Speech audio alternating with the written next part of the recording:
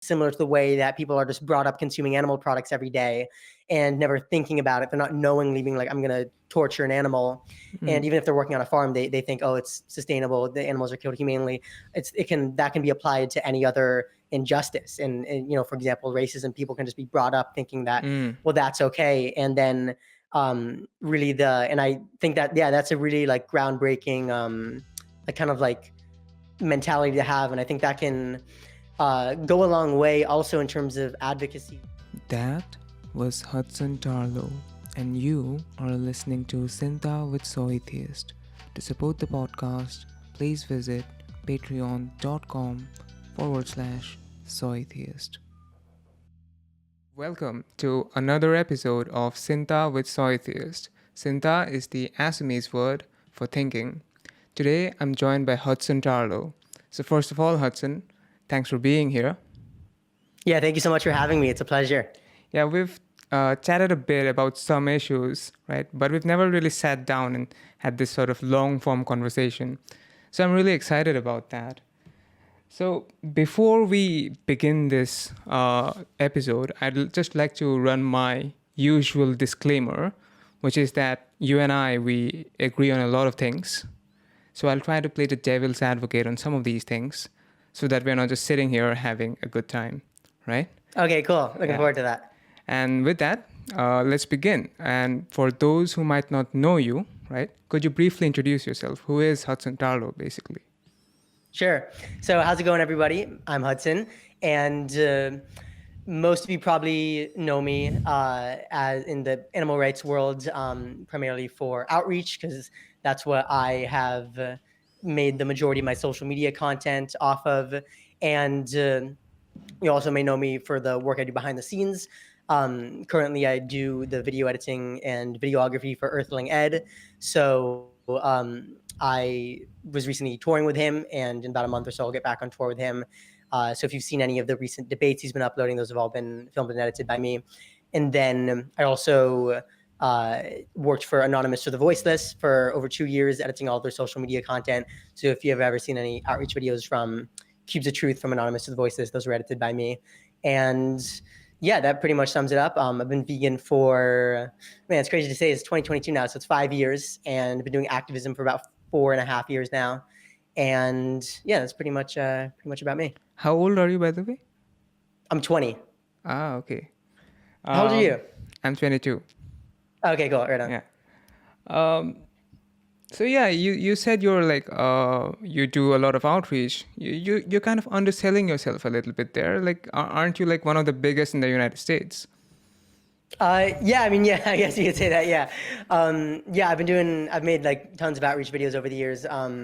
Done Cubes of Truth probably in, I don't even know how many cities, probably like 30 by now.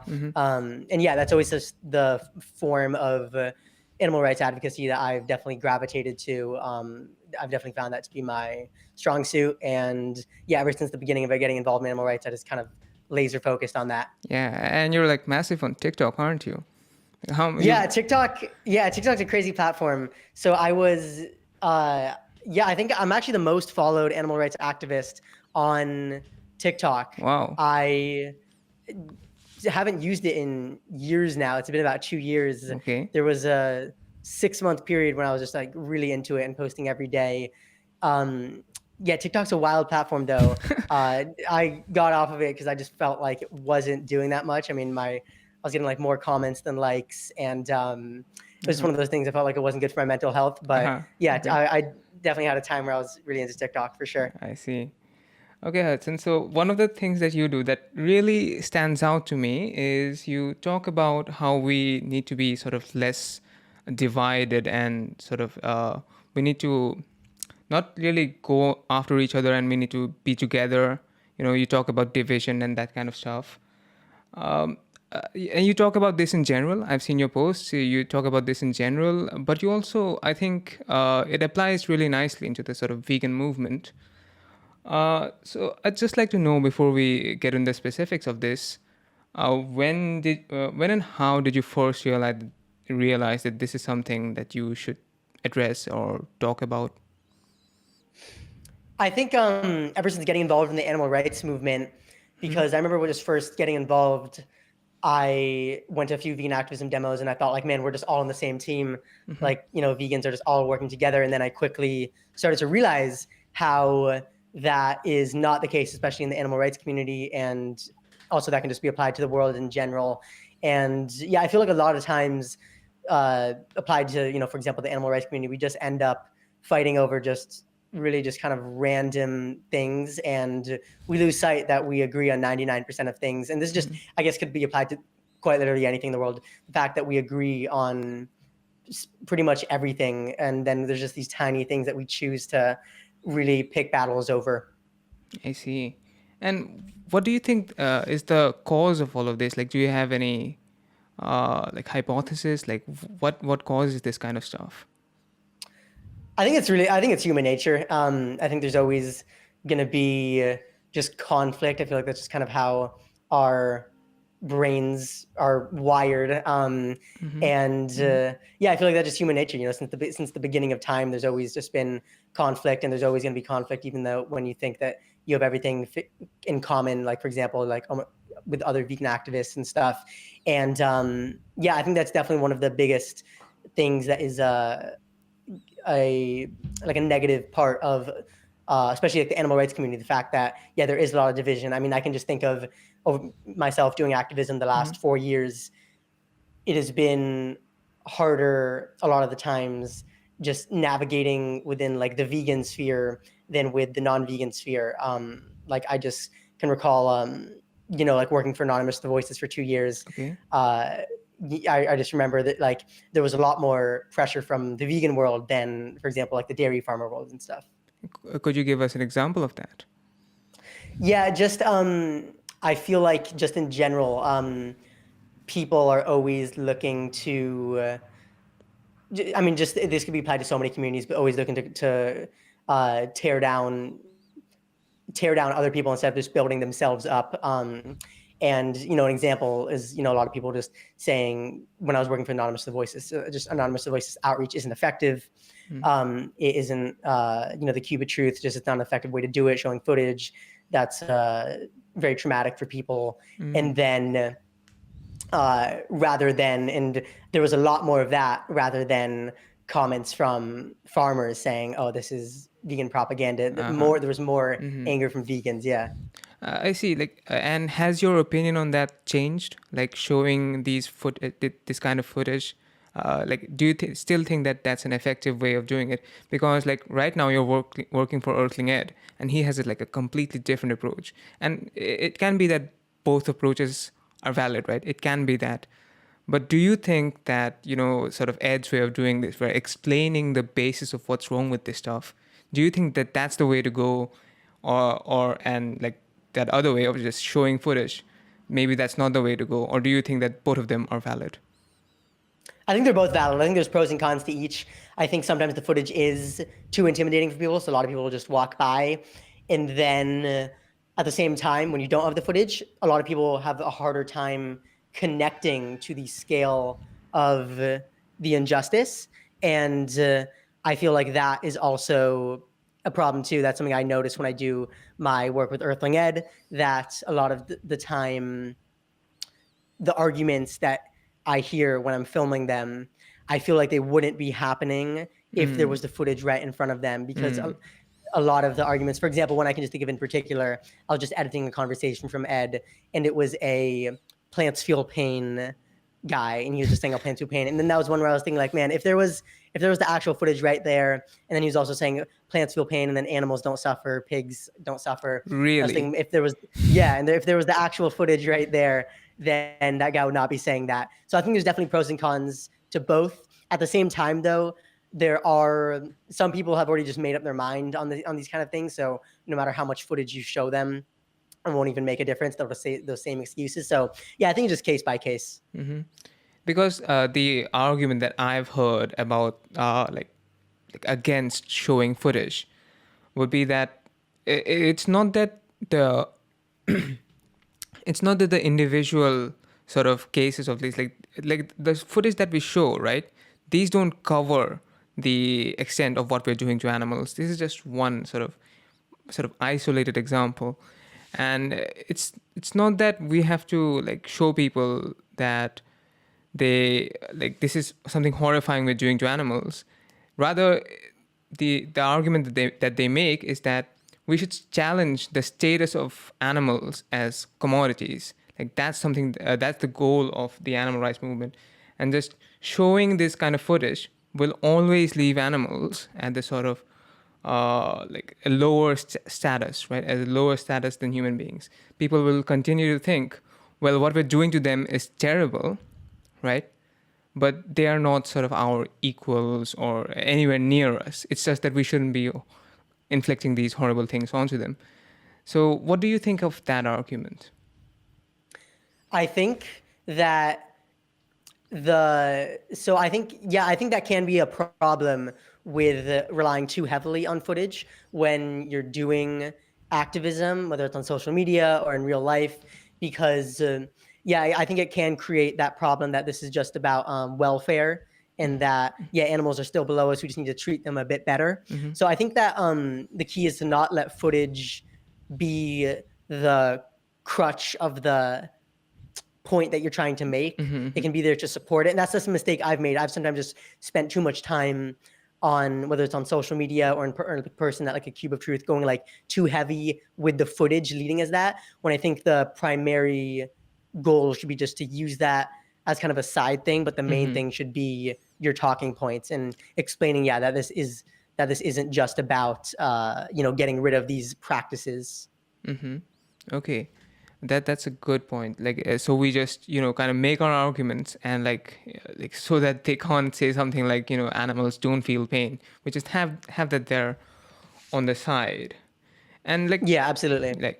and we sort of went on a tangent there, but I would like to discuss a few things with you because I find you very interesting.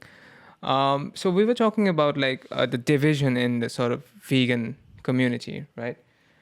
So like it's obvious that we need to solve this, right? We need to solve the division that we have because that's how we achieve our goals, right? A sort of broad coalition for a specific goal is more likely to work than a sort of very narrow set of people who agree on everything trying to solve everything. That probably doesn't work, right? The inverse probably does. But when we're talking about being sort of inclusive of everybody, of sort of viewpoint diversity and that kind of stuff, how far do we take this? Because like you and I may have some disagreement on some issues, right? But we don't disagree too much, right? But then there are people who have some outrageous beliefs, but who are vegan, right? Vegan in the sense that they don't exploit animals, they don't like any way, for food, for clothing, for entertainment, or any kind of way. But they have some outrageous beliefs. I will give you an example. And like, for example, recently there was someone on Twitter who called me a sort of token vegan of color because I'll get into that later, because something went down and we'll talk about that later. But they did call me that, and that's obviously a racist statement, right? So should we accept even these kinds of people for the sake of the movement? I think that, I mean, I think that definitely can be a problem in the vegan movement. I've seen so many things like that. I think, I mean, it's just like sort of like depends on a case by case basis, like what people are saying. It's hard to just make like a general statement with all this stuff, but I think just in general, people should spend more time. I fell into this too, like of just saying that, certain forms of for example, like one thing I can just think back of, like, a couple years ago, I made some videos saying like these forms of advocacy are not good. You should be doing these forms instead. And that's just an example of kind of like creating that division of like this battle, like infighting between vegans. And I think just in general, we should all just work to just focus more on just improving our individual advocacy and what we can do before going towards others and trying to like kind of start this drama and whatnot. And I also think it is just inherent to the internet. I mean, I think every single community has this stuff. I mean, like this kind of reminds me of, you posted the other day, it was that post of the meme, and it was saying the internet in 2022, and then it was Yeah. the person in the speech bubble saying, I like mangoes, I think, and then the other person was like, well, what, you don't like pineapples? So I think that's just like an inherent part of the internet. There's always going to be somebody to create drama. Like there's the saying, if you stick your head above the crowd, someone's going to throw a rock at it.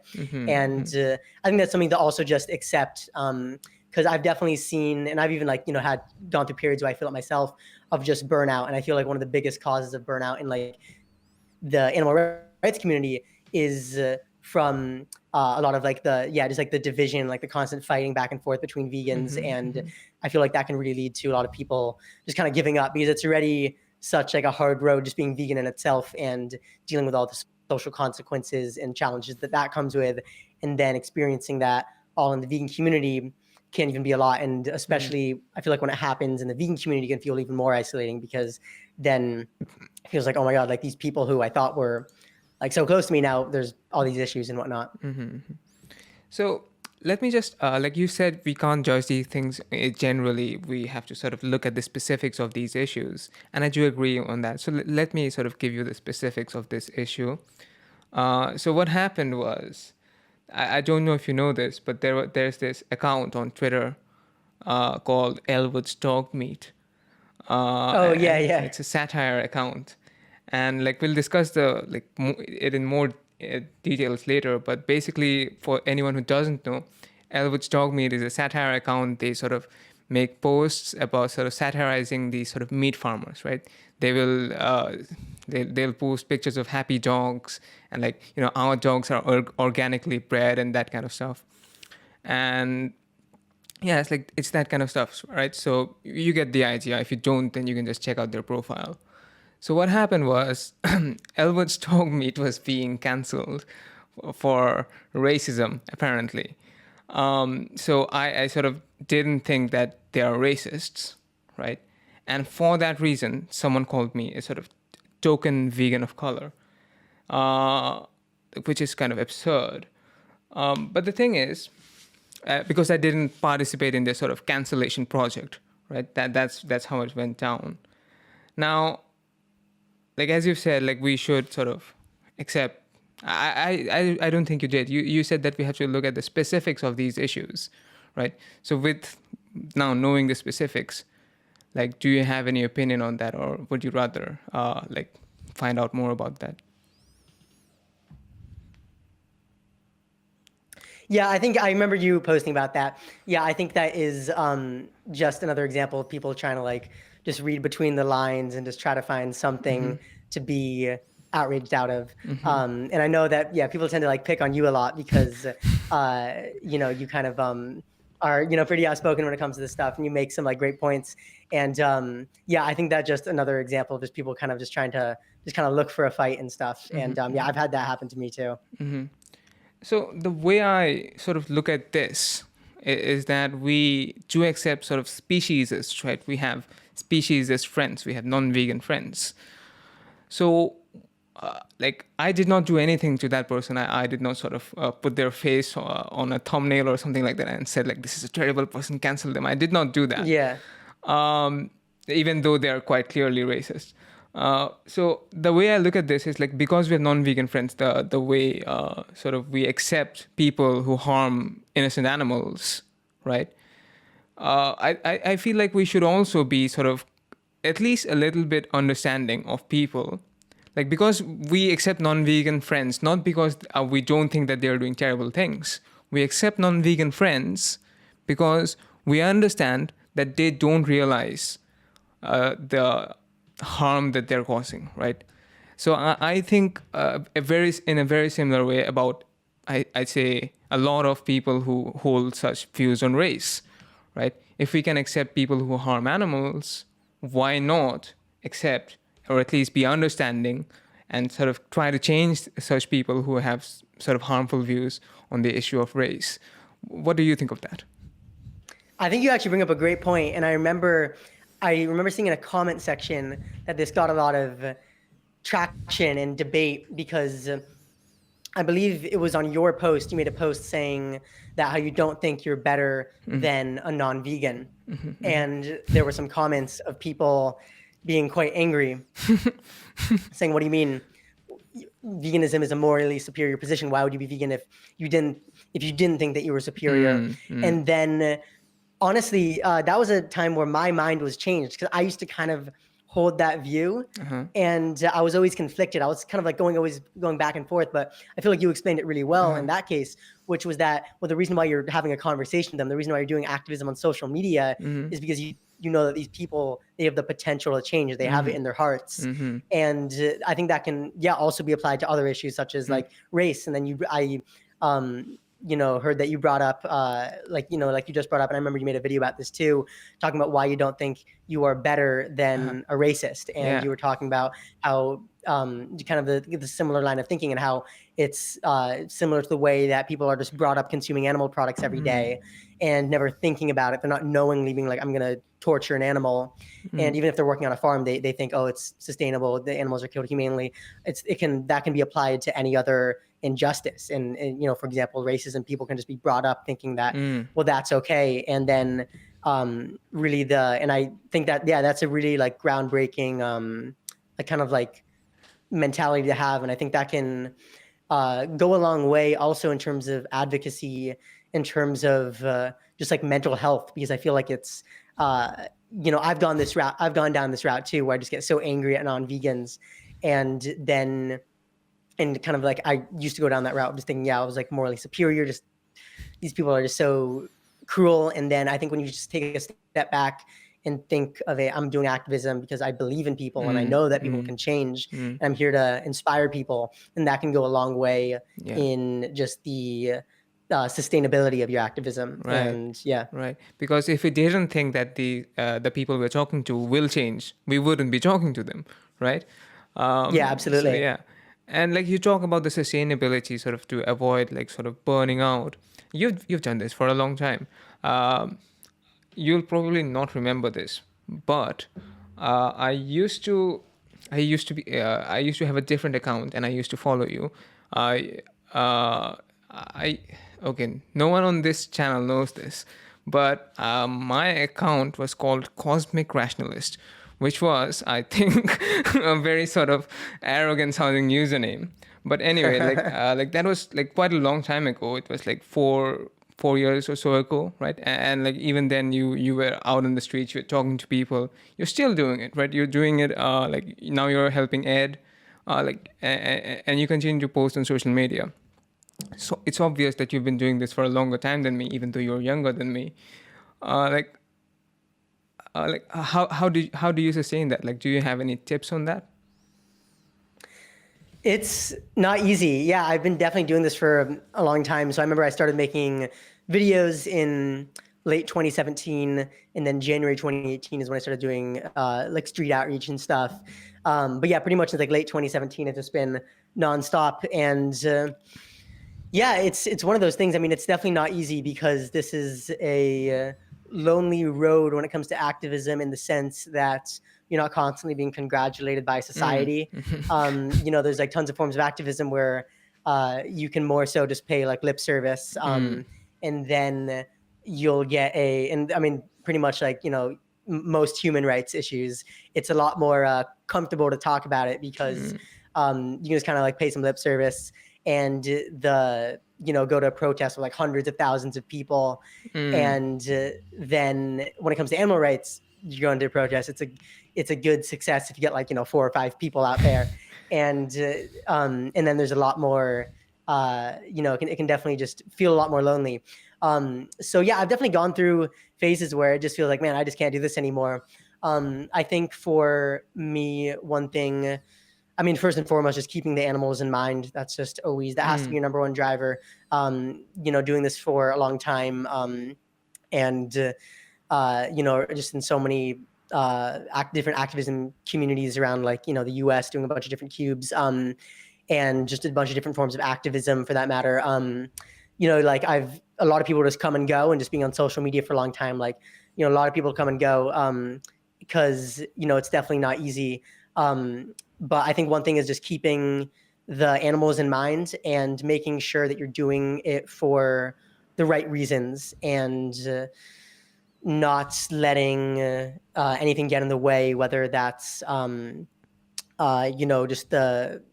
the notion of just getting a lot of followers and likes, and a lot of just positive comments. And also, I think it's important just not to let any sort of external thing get in your way. So whether it's like the negative comments, you want to make sure not to like read those too much, but also the positive comments, you want to make sure like not to get too on a high with those. You just want to make sure you're always in it for the animals. And then also I think having like a balance, just having time to do other things. Like music is a big passion of mine. And that's something that I've always been really passionate about, especially in the last couple of years.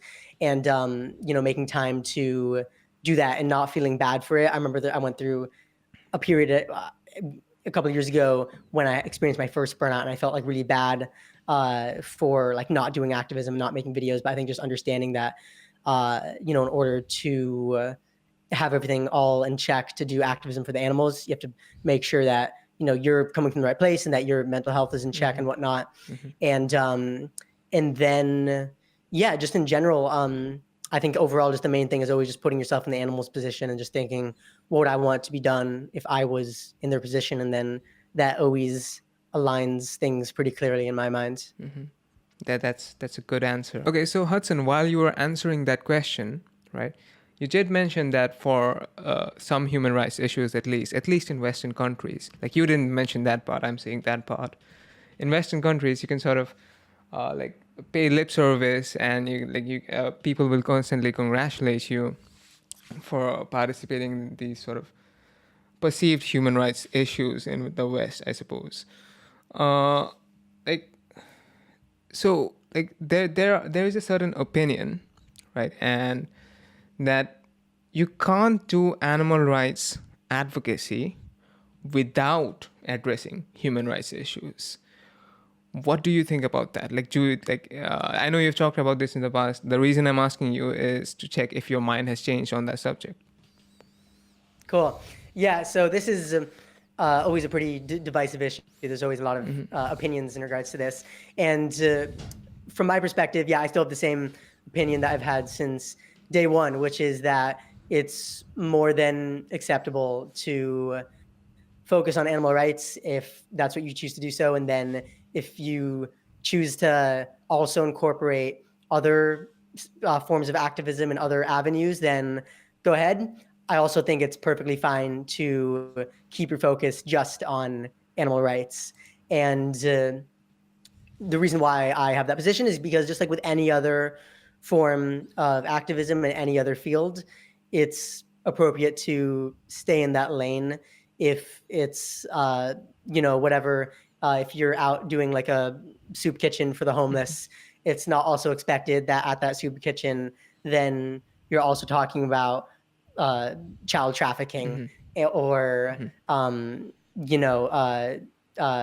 child abuse or domestic abuse.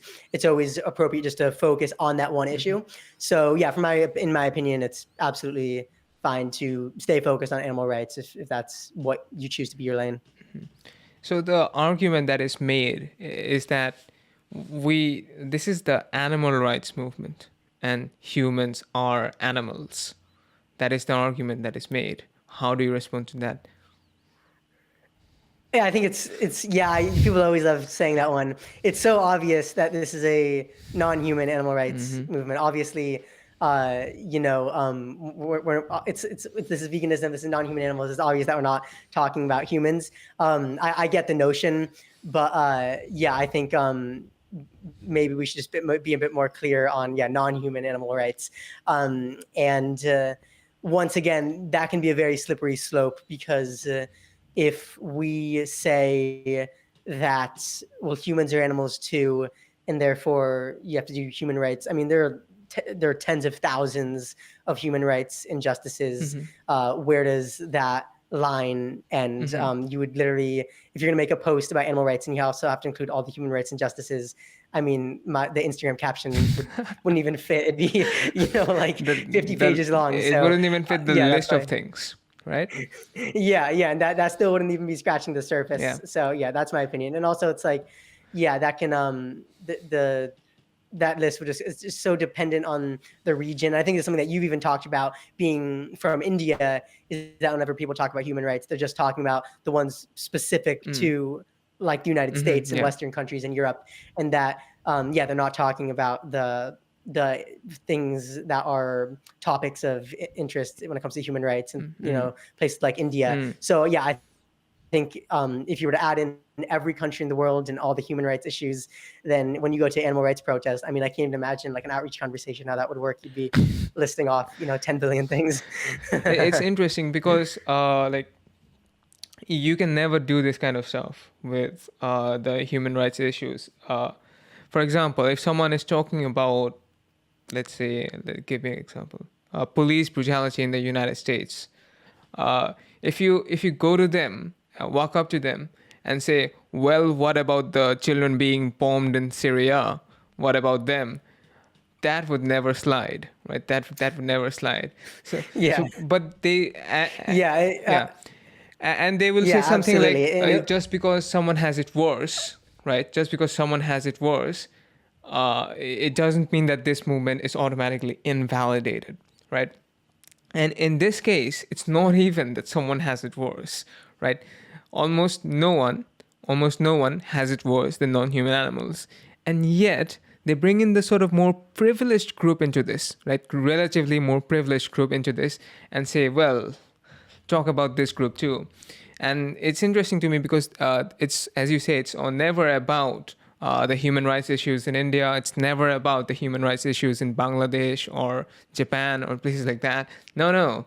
It is always about the whether or not it affects Westerners, whether or not it affects Europeans and North Americans, which I think is kind of funny because then, like, well, you say, well, talk about all human rights because humans are animals, but then you're leaving out most humans.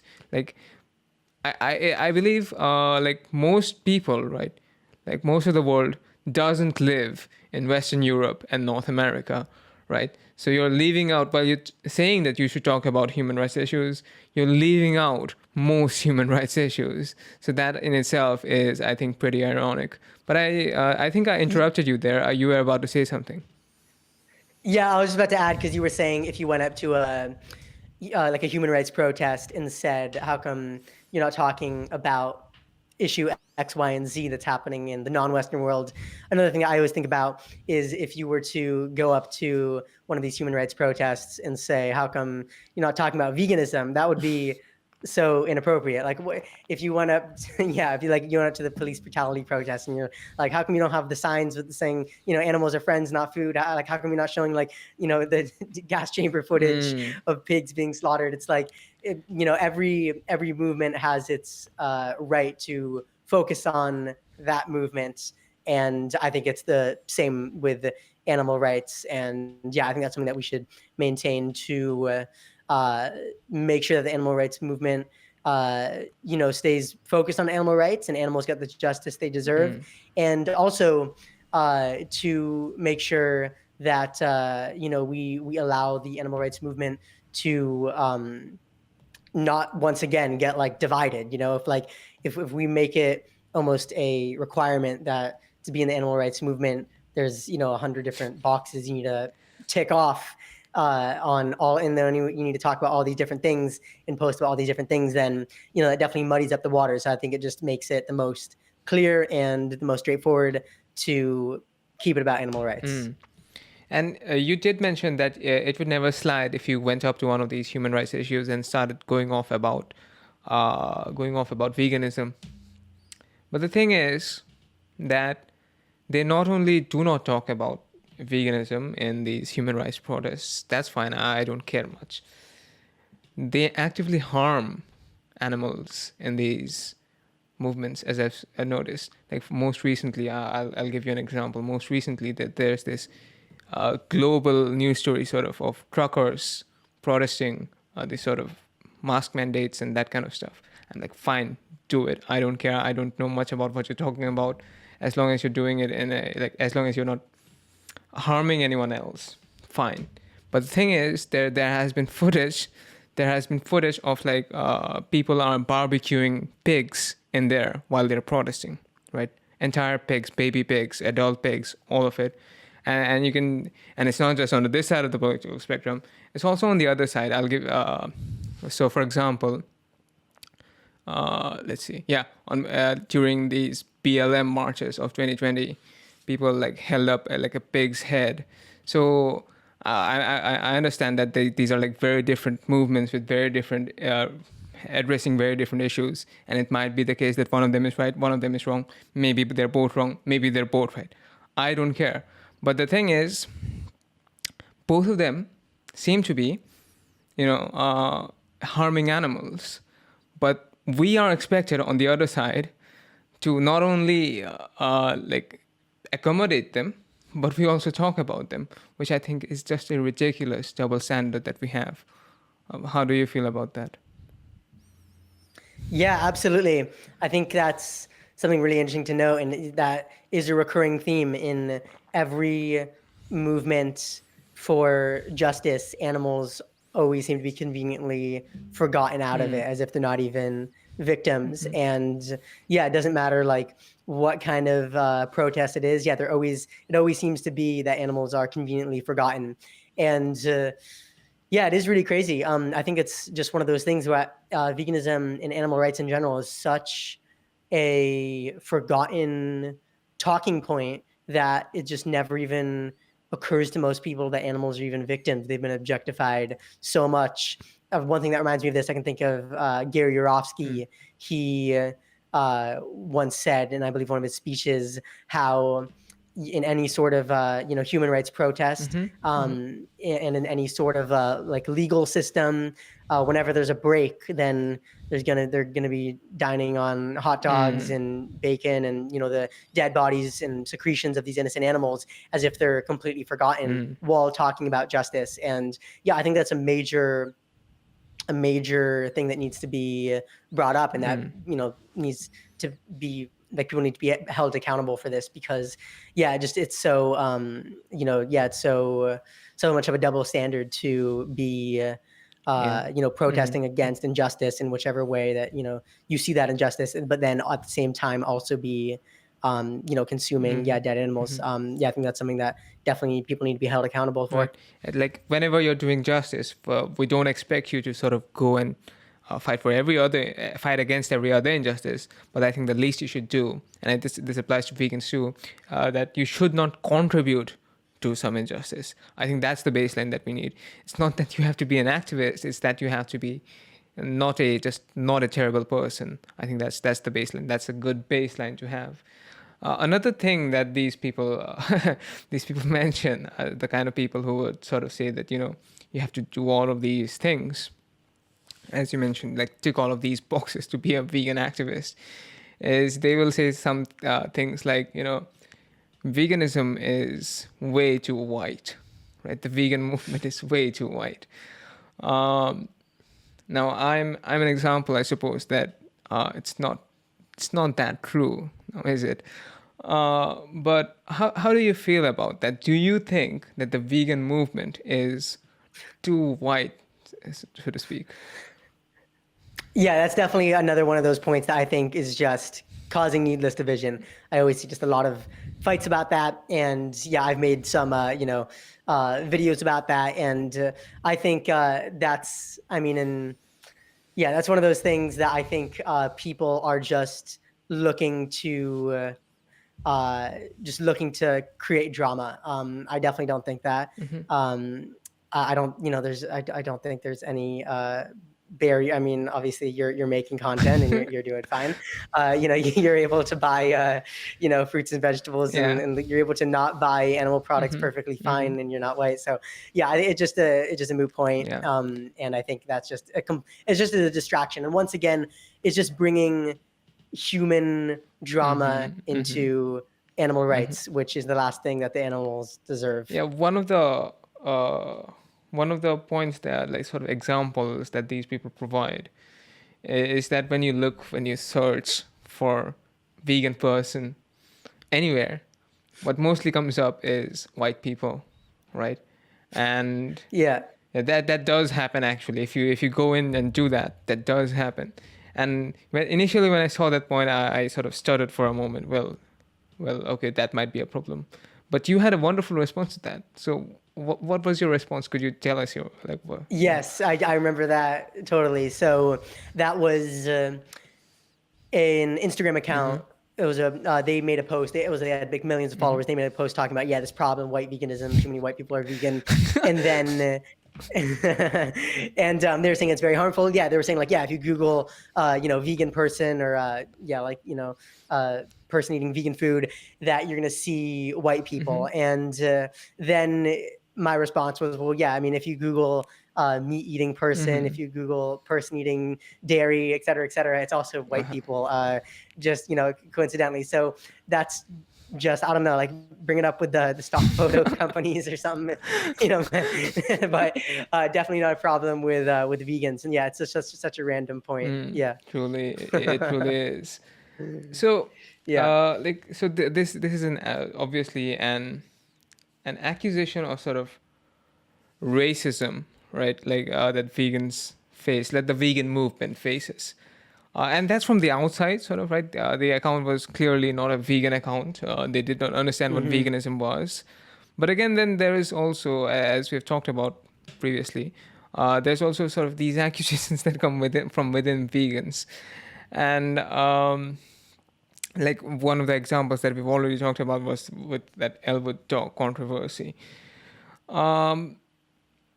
So what happened there, for those who might not know, is that Elwood, as we discussed, is a satire account. They make posts about how eating dogs and that kind of stuff.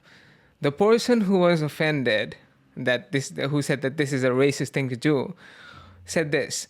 They said that, well, they currently use pictures of white people to sort of show them eating dogs. Well, what if they had shown someone else? What if in their pictures they had shown Asians? And I'm like, you're getting offended about something they didn't do, right? You're getting offended about something they didn't do.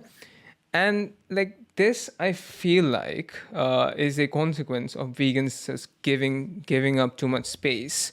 So we say, at least I say, I don't know if you do, we say, I'll say things like, there was slavery in India, there was slavery in the United States. Both of these occurrences were slavery. There was slavery all across the world, but these are just two examples. What's happening to animals is also slavery. And like when other vegans sort of protest against that, I was like, okay, maybe you don't understand it. Maybe your education is too Western, so you think there was only one occurrence of slavery. So I have no problem in sort of explaining that. I've made videos on that. I'll explain that from time and again. But I think a lot of vegans are like, okay, this offends you. Okay, sorry, I'll not talk about it anymore. Fine. But when we do that, I think it comes down to these other issues where like it's like even like comparing eating pigs to comparing to eating dogs is now racist. That's crazy. Do you feel that this is just just vegans are just giving too much space away, and the more space we give away, the little it's just going to keep getting worse? Or do you think that there are some issues in which we should say, even though we know we're right? For example, I haven't heard any argument against me on that human slavery, animal slavery issue. Even though I'm very confident that I'm right. Do you think that there might be issues like that where we should sort of just concede the space, or should we sort of hold on when we know we're right? What do you think we should do? I do think that you should, when it comes to this advocacy, I think you should just follow what you have found to be most effective in your personal experience. I think it's important to not be completely oblivious. So I think that you should reflect. So, I think that you should always be looking at, it's a bit easier when you're doing activism, like in real life, people face to face, because then you can more just see how they're reacting, because it's a bit harder behind a keyboard. But because that's something that I've found, like I've changed my approach so much, like hundreds of different times over the years, from doing Cubes of Truth and outreach and just in my day-to-day life, figuring out what works, what doesn't work. So I think we should always be reflecting. And if then we find that, for example, I've said the animal abuse in slaughterhouses is slavery. I've said that hundreds of times, and it doesn't seem to be clicking with people, and doesn't seem to be doesn't seem to be effective. Then I think that'd be a time when then you would say, okay, well, I've tried it, and now I'm going to switch up the wording. I've definitely found that on a numerous variety of topics, and way that I phrase things. At the same time, though, I don't think that we should just blindly just follow in, if somebody just says on Twitter that it's, racist, then we just shouldn't, you should do a bit more digging than just that. So I think personal experience is the best way to do that. I can think of a lot of things in my advocacy.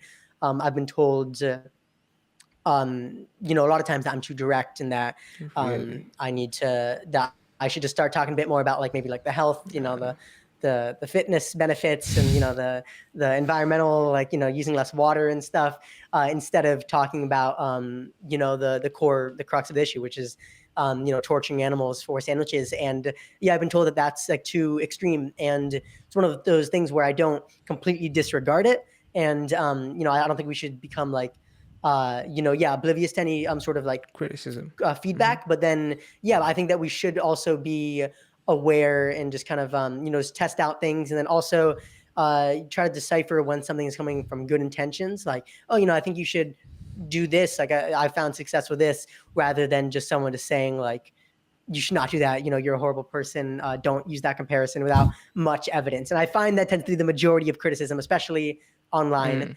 It tends to be criticism that is not too thought out, and then doesn't have much thought to back it up. It's more so people who have never done activism in the first place, or if they've done activism, they've just done maybe some plant-based recipe activism, and then teaching us how to do activism. So I find that I find that interesting, ironic. It also has to be said that this is very case specific, as you've talked about earlier, right? We can't make general statements about this.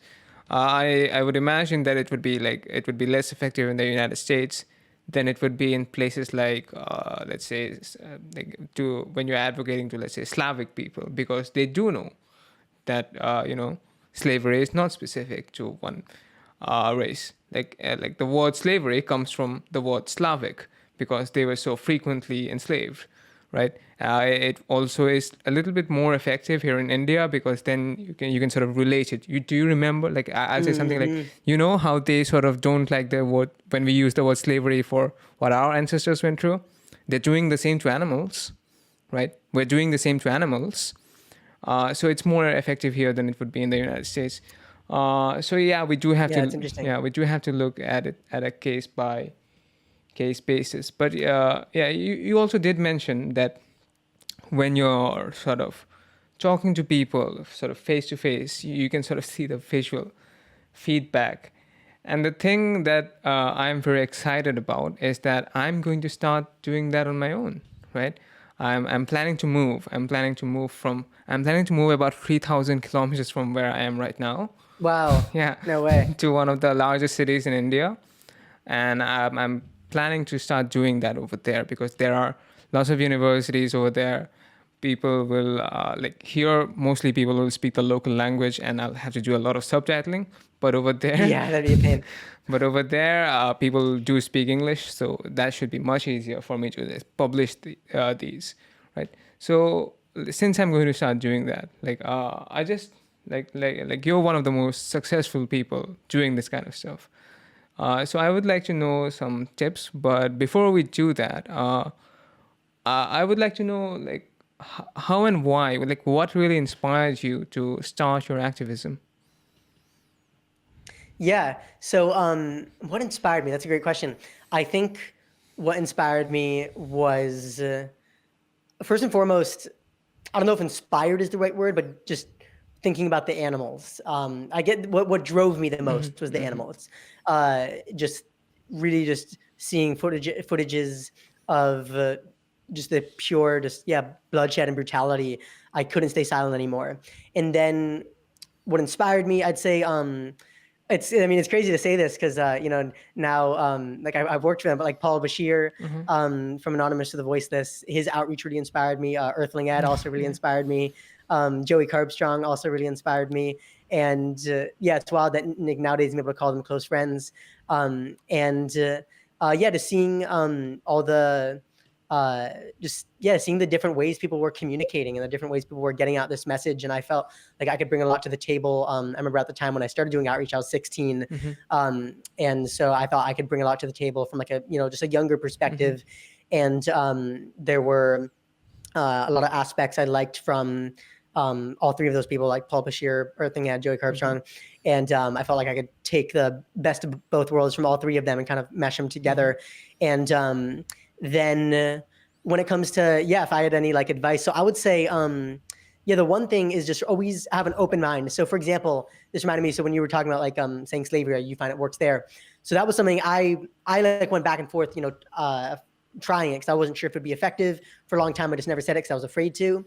Then for a while, I started saying it because I found that it'd be good. And then ultimately what I found, while at times, and it's obviously going to be very different depending on where you're doing it, but here in the United States, I found that while I don't have any issue with using it, I think it's totally accurate. I found that there were lots of times where the conversation would get lost in just the debate of is it slavery or is it not, and that would take away from are you going to go vegan or are you not.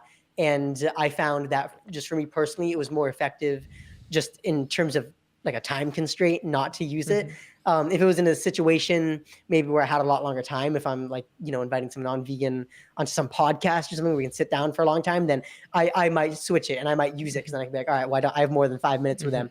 So I'll use the word, then we can go down that loop. But yeah, that's one thing I found. So I think it's always important just to have an open mind when you go into it. Don't feel like you have all of the answers, because I think that's a problem. That's something that I've gone through times where I feel like I just know exactly what it is that you need to say. And I feel like that's just never a good thing with all things in life. You always want to be a student. So I think that's something that's really important, always being a student of animal rights rather than thinking that you're the master, that you're the guru, because especially with this, there's not much to be a quote unquote guru with. Especially this is one thing that I've learned after, working in person, like filming Paul Bashir, filming Earthling Ed.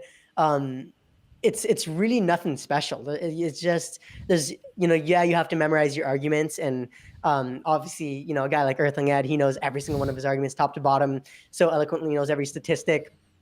Other than that, like memorization, and it's not a lot of memorization because for the most part, there's like 5 arguments that people bring up, like humane slaughter, I like the taste, it's convenient, tradition. That's about it. There's like 4 arguments. So you don't really need to know that many things. So don't get lost in thinking that it's just some big thing that you have to master, because for the majority of it, there's not a lot you have to do. And then also, there's really nothing you can do if someone's closed-minded.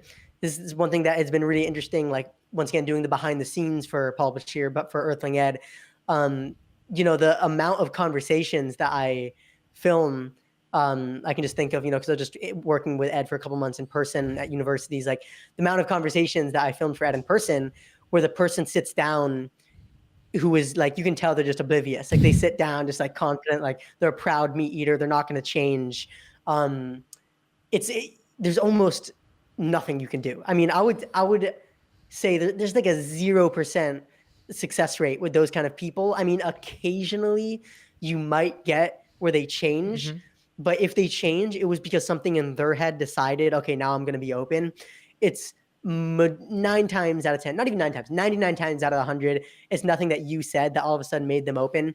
And for the majority of the time, those closed-minded people, there's nothing you're going to do. They're going to walk off and eat a burger, no matter how many good points you say. So I would say, just don't get like caught up in thinking that there's some like special approach and they have to do all this memorization. Obviously, you should always be reflecting, always be learning and stuff. But that's the number one thing that I would say. Don't put so much pressure on yourself, because I've had times where I'll put so much pressure on myself. And then I start getting nervous, I start shaking when I'm talking, and then there's just no reason for that, because it's simple stuff. So, like you did mention there are like just 5 or 4 arguments that people repeat. So there's that, like that people just keep repeating the same arguments. Do you think that that might be a symptom of the fact that, people don't think too deeply about this stuff? Or Yeah, I wonder why that is. I believe, yeah, I mean, because it is wild. That's something I've always thought about, how no matter where you go, it's always the same exact arguments. And it probably is, yeah, the fact that people don't even think deeply about it, because they're always very surface layer arguments. So it's just, yeah, I like the taste. It's convenient. It's not even thought out in the sense of yeah, they're very simple. They're not very elaborate, like, oh, if you take a look at this study and that, yeah, because people really have never thought of it. And now that I'm just thinking of it now, most people, when I have the majority of my conversations doing outreach and when I'm filming ed, it's people who always say, when you ask them, oh, how have you thought about going vegan? Like, have you ever thought about this? It's always people who say, oh, actually, no, this is like, yeah, first time. Or even if they say, yeah, I've seen the footage, a lot of the times, if you ask them to elaborate, oh, so you've seen the footage. So yeah, elaborate. So what have you seen? Then they're always saying, oh, I saw a couple years ago when I was scrolling through YouTube, I saw a case of animal abuse on a farm. So even if they say that they've seen it, it's still very surface level. So I think that, yeah, that is a major reason why people have these really simple excuses, because they just haven't really thought of it. Yeah. well, there have been some newer arguments that have come up in recent years. A prime example of this is one of Earthling Ed's newest videos, that one at University of Texas, Dallas. Yeah, the indigenous. That's a newer one, isn't it? But once you've heard it, right, it's the same thing, right? Someone said it, right? Someone said it, and then now they're just going off about it. That's one, right? That's one of the sort of weirder arguments, and like I've addressed it, Ed addressed it excellently, like many people have addressed it. Has there been any argument that you've heard in your work with Ed, or your own independent work, or your work with Anonymous for the Voiceless? Have you heard any argument that the rest of us might not have heard of? What's the craziest argument that you've heard for against veganism? I can think of, yeah, I can definitely think of some that just ring off the top of my memory right now, because they were recent on this last tour with Earthling Ed. The first one being, it was at Texas A&M. Texas A&M, it's the largest university in America. It's a big agricultural school, big military training school, and it's in the middle of nowhere in Texas, around a bunch of cattle farms. And we went there, and surprisingly, people were actually very open-minded. There was one conversation that just was so interesting. It was a guy, and his argument was that, so he was saying how he is Eastern Orthodox, that's his religion, and in that religion, they fast multiple times a year. And the reason why they fast from animal products, so they don't eat any dairy, any meat. And the reason why they avoid animal products in certain times of the year is because animal products. So it's so funny. He was saying how when animals are killed, it releases stress in the slaughterhouses and stuff. So when you consume animal products, you're consuming violence, and you're consuming so much death and abuse and suffering. So the reason why they fast from it is to cleanse themselves, so they don't have to be consuming so much death and suffering and torture. And Ed was like, okay, so how is this an argument against veganism? And he said, oh, because, well, we need a little bit of bloodlust. He's like, Isaac, when I eat meat, I choose to become a monster. And Ed's like, okay, so why would you want to choose to become a monster? And then he's like, to be competitive, we need like the bloodlust edge. He's like, engineering is competitive, life's competitive. We need to just have like sheer brutality in this world. And that was just so funny. So Ed said, so what would happen if every single person in the world stopped eating animals? And then he said, and he was so sincere, he's like, I mean, no disrespect, but if Americans went vegan, well, we'd be prone to a foreign invasion because the troops would become so weak and we'd all become so weak that we'd be invaded by a nation who eats meat because they'd be able to harness that primal energy and that bloodlust. Okay. So yeah, that was one of those arguments. I remember I had my headphones on, I was listening, my jaw was just dropped. I was like, what am I listening to? And this guy was just dead serious. Okay, that truly is one of the crazier ones. Has he published that yet? No, it's going to be published probably in a few weeks. Yeah, I've already edited it though. And then another conversation I can definitely think of. I have one on the one that I can just think of recently. The one that I filmed from Ed. It was there's just so many ones that come to mind. One guy who was saying, because when you do name the trait on people, and for those who listen, they don't know what name the trait is, it's saying, well, what is true of animals that allows us to treat them so differently from humans to the point of torturing them. This guy said that the trait was that, well, humans have the potential to solve environmental problems, and animals don't. And that's the justification.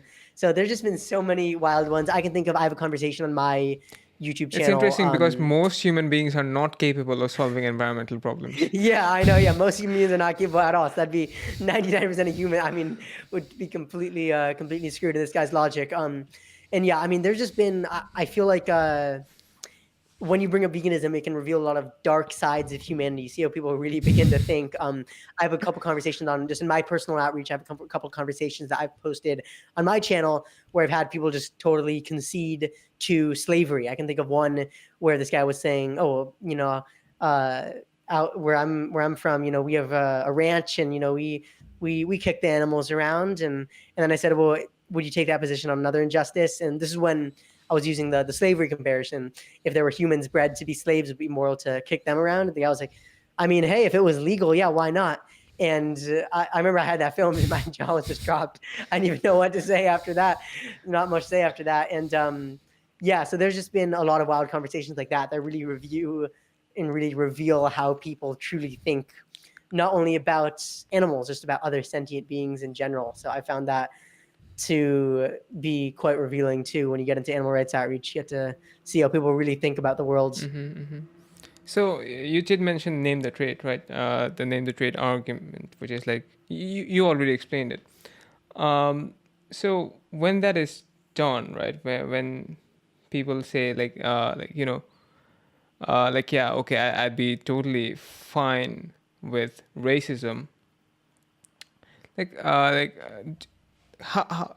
I know you said you didn't have anything to say at the moment, but like if someone says that now, and since if you've had time to think about it, how would you respond to someone who says, yeah, fine, I'll bite the bullet?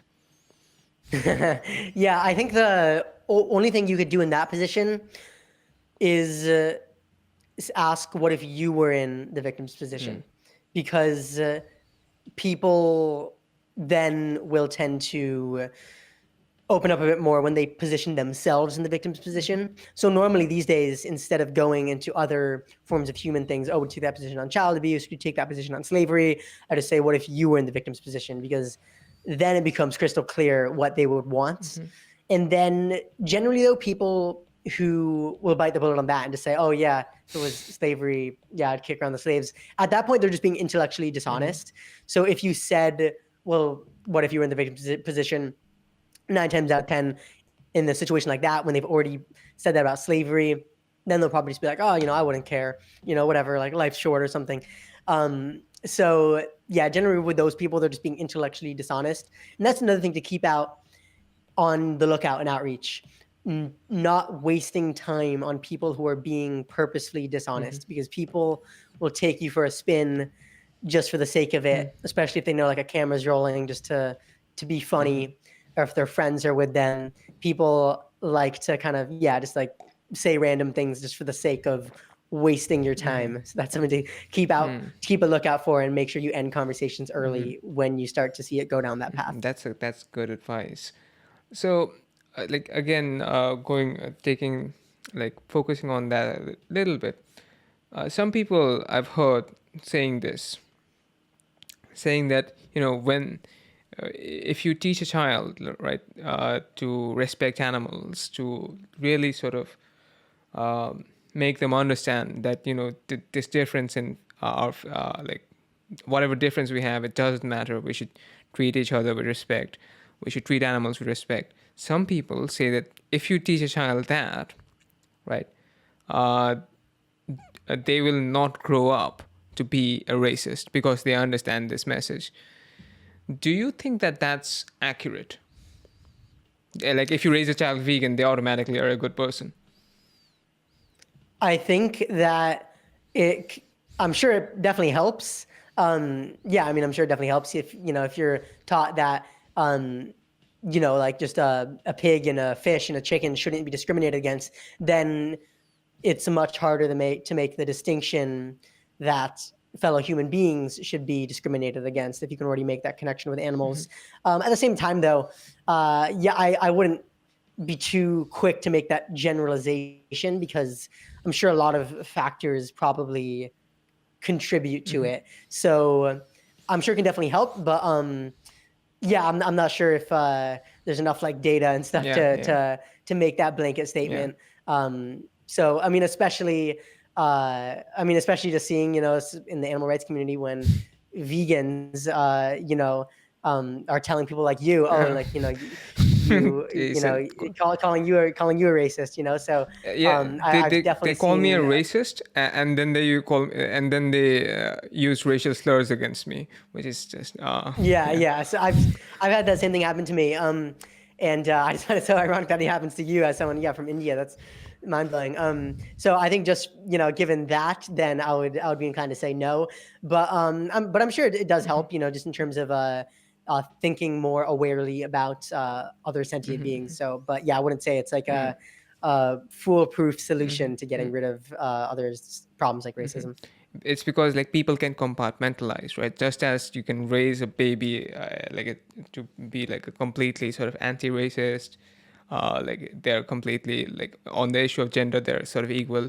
They understand all of this, but when it comes to animals, they're like, but it's natural. We have dominion over them. Yeah, absolutely. Like, they can understand these core values really well, but then when it comes to this issue, they sort of throw them out of the window. I think the same can happen the other way around, right? So yeah, I totally agree. So I think that covers a lot of what I wanted to talk to you about. But another issue, sort of unrelated to all of this, is something we briefly exchanged a few messages about, is on the issue of leather.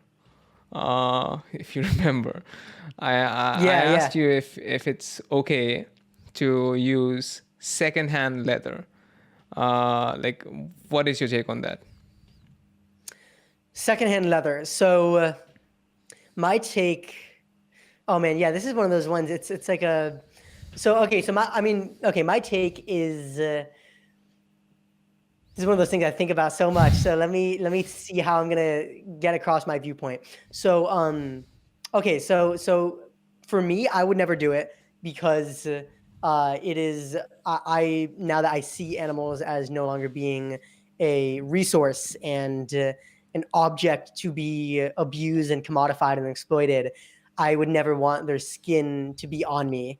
When it comes to the supply and demand aspect, yeah, you can make the argument that secondhand leather is not, not even you can make the argument. It's just a fact. Yeah, secondhand leather is not creating demand for more animals to die, unless I guess you're telling your friends like, oh, look at my new cow leather jacket. But if you're not telling anybody about it, then I don't see an issue with it. I don't see. So it's one of the things that I wouldn't do, but then I don't see much of an issue with it. But then it is a slippery slope because then, well, with that logic, it would be moral to eat your friend's leftover steak because then you're not buying it.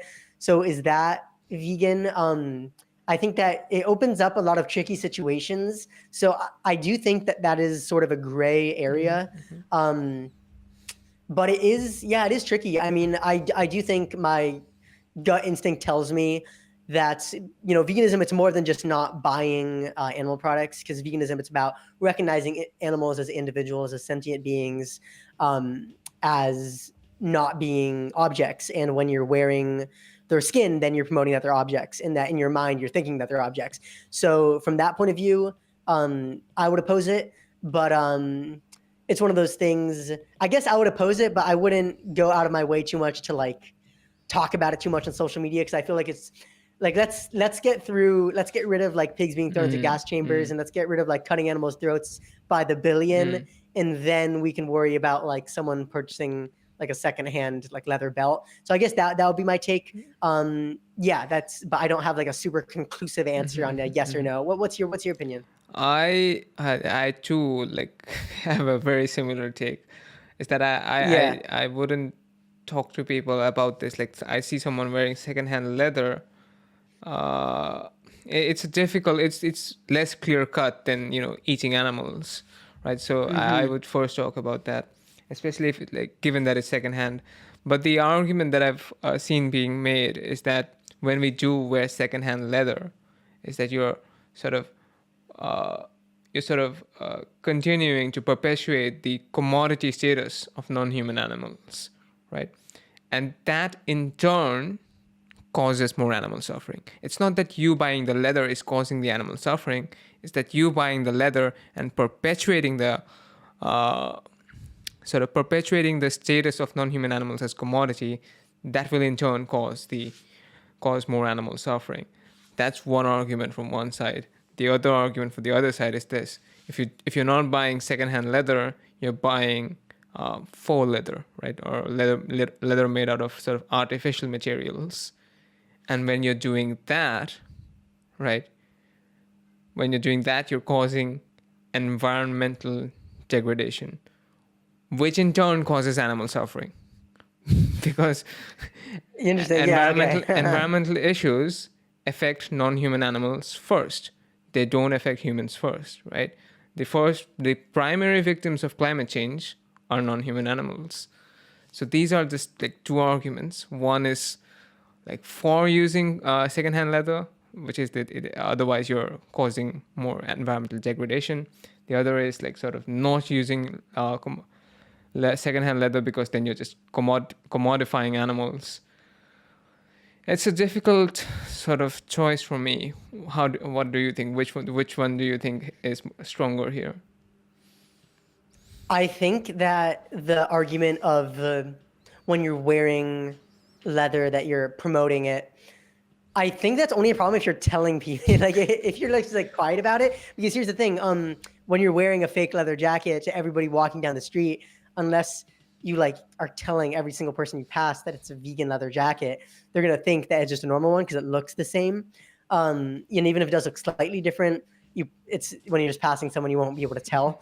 And then, I mean, you can make that argument then like, oh, is it moral to eat a vegan burger in public or a slice of vegan pizza? Because to everybody else, and I even think about that too. Like, I remember like every time like I'm in public and I remember I was at the airport and I was eating like a vegan burger, and like I remember just thinking like, oh wow, everybody else like thinks that I'm eating like a normal burger. Like that's kind of weird. So then you make that argument that that's not moral, because I mean, let's say you're eating like a vegan burger, or you're wearing like a vegan leather jacket, and then someone just sees like, then they don't know that you're vegan. They're like, oh, he's I want to go get a burger. I'm gonna go buy a leather jacket. So unless you're clearly saying that it's vegan, like you'd have to be like wearing it in like maybe you're gonna wear it in like an all vegan leather jacket store or something, right? Or like if you're eating at an all vegan restaurant, then it's clear. But yeah, then that becomes like a gray area. So and then with the environmental part, yeah, that's a fair point. I feel like that's yeah, I mean that's a fair point. That's why I think we just shouldn't even, let's just like, yeah, my take is we should just focus on ending the suffering of like 70 billion animals, and then once we do that, we can worry about like the potential damage from secondhand leather. But it's just such a minute point, and I think that's another one of those things that we get like really like caught up on and like divided over, that just like wastes so much time. I mean, I can think of so many topics like that, or like whatever, like just so many other topics that are just so minute. That we should just focus on the bigger picture before getting caught up about that. Let's solve 99% of the problem first, and then we'll like focus on the rest. Yeah, absolutely. Yeah, that'd be my take. So Hudson, I think I covered everything I needed to ask you. Was there something that you wanted to talk about that we didn't talk about, or was there anything you wanted to say? Let me think. If there's anything I want to say. Yeah, well, I guess just one thing. I'm just super excited that you're going to be doing. It's great to hear. I just heard that you're going to be moving and you're going to be starting to doing like outreach and debates and whatnot. So I'm super excited to hear that. Really looking forward to that. And yeah, that I'm just really thrilled to hear that. So I'll be definitely keeping up with that. And then let me think if there's anything else I have to say. Yeah, I believe that covers everything. I'm sure like after like in 2 hours of like, oh man, I should have brought that up. But yeah, I believe that covers everything. Yeah. So I mean, it's just been like so fun doing this podcast. It's been great to be on, and I hope that for everyone listening that this is insightful, and yeah. Yeah. So before we end this, could you just let the audience know where they can find you? Yeah, absolutely. So yeah, you can find me on social media. You can just search up my name, Hudson Tarlow, and I'm pretty much on all social medias. And then I'm definitely most active on Instagram, and then that's where I post all of my outreach and stuff. And then if you want to see what I work on these days my like personal outreach is kind of taking a backseat because I've been so busy, editing all the stuff for Earthling Ed. So go check out Earthling Ed's videos and stuff and all of his outreach content, and then you'll see all the stuff that I'm working on. And we have some cool conversations that are going to be coming up soon. So thanks so much, Adi, for having me on the show. It's been a pleasure. And the pleasure is all mine. So for the audience, cool. Please know that all the links to Hudson's profile will be in the description box down below. And before we end this, I'd just like to let you know that this podcast is made possible by your support on Patreon. To support the podcast, please visit patreon.com/Soytheist. And I'll see you in the next one.